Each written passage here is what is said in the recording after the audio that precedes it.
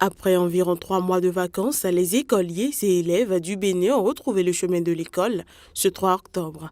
Dans certains établissements de la ville de Cotonou, les autorités des écoles s'affairent toujours pour assurer de bonnes conditions de travail à leurs élèves. Ce matin, ils ont fait le déplacement. De même que les parents qui veulent inscrire leurs enfants, ce matin, on les a vus aussi. Ils sont venus nous envahir et nous avons essayé de faire les inscriptions et les admissions. Donc les enfants sont en train de faire le nettoyage maintenant.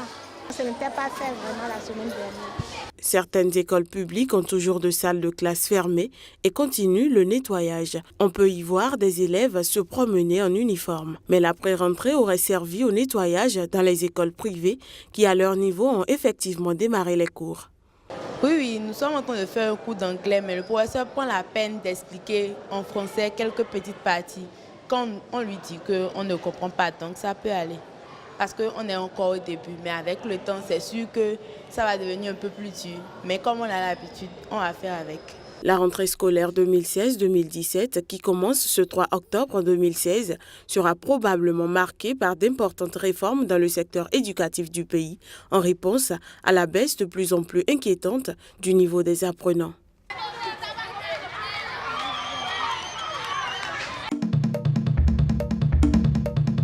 La drépanocytose, une affection dont on parle peu, mais qui touche une partie importante de la population béninoise. Des porteurs sains qui, pour la plupart, ignorent leur statut. Selon des spécialistes, près de 30% de la population béninoise porte le germe de la drépanocytose. Si vous rencontrez 5 personnes à Cotonou, il y a presque 2 personnes sur 5 là qui portent le germe de cette maladie-là. Maladie héréditaire se caractérisant par une anomalie de l'hémoglobine, la drépanocytose provoque des crises douloureuses intenses, une anémie grave et un risque accru d'infection. S'il n'est pas suivi, le nourrisson atteint de drépanocytose a toutes les chances de mourir avant l'âge de 5 ans. On s'est aperçu que lorsque ces enfants étaient identifiés tôt, le plus tôt que possible, et lorsque on s'occupe d'eux, on a la surprise de constater qu'il était possible pour eux de leur faire mener une vie tout à fait normale et qu'ils grandissent à l'abri des difficultés et qu'ils soient comme tout le monde. Logé au sein du CNHU, le centre de prise en charge intégré du nourrisson et de la femme enceinte atteinte de drépanocytose que dirige le professeur Raimi suit régulièrement plus de 3000 patients, dont de nombreux enfants et adolescents. Le centre, également sollicité par des patients étrangers, manque de moyens. Il faut dire que la drépanocytose n'est pas encore inscrite sur la liste des priorités de financement des partenaires du système sanitaire.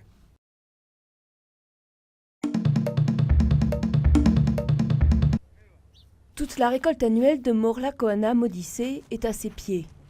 2 sacs de maïs au lieu d'une douzaine d'ordinaire. Ce veuf de 65 ans ne sait pas comment il va tenir 1 an avec sa famille. En cause, la sévère sécheresse qui s'est abattue sur le pays.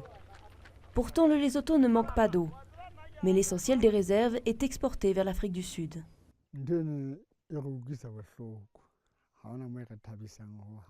C'est très énervant toute cette eau, parce que ça pourrait nous servir. On pourrait irriguer les cultures quand il y a la sécheresse, mais ce n'est pas le cas.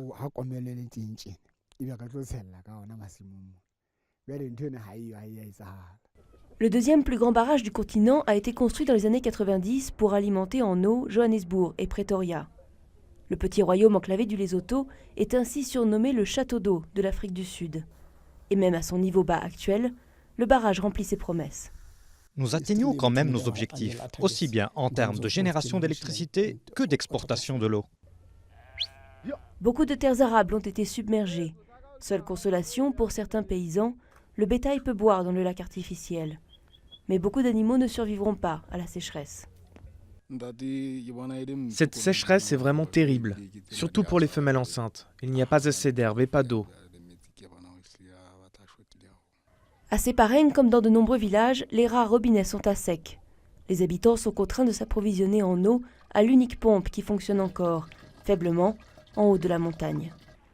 Ils doivent marcher des heures pour accomplir les moindres tâches de la vie quotidienne, y compris pour se rendre à la clinique, où le Plan alimentaire mondial distribue des rations tous les mois pour aider les populations les plus vulnérables.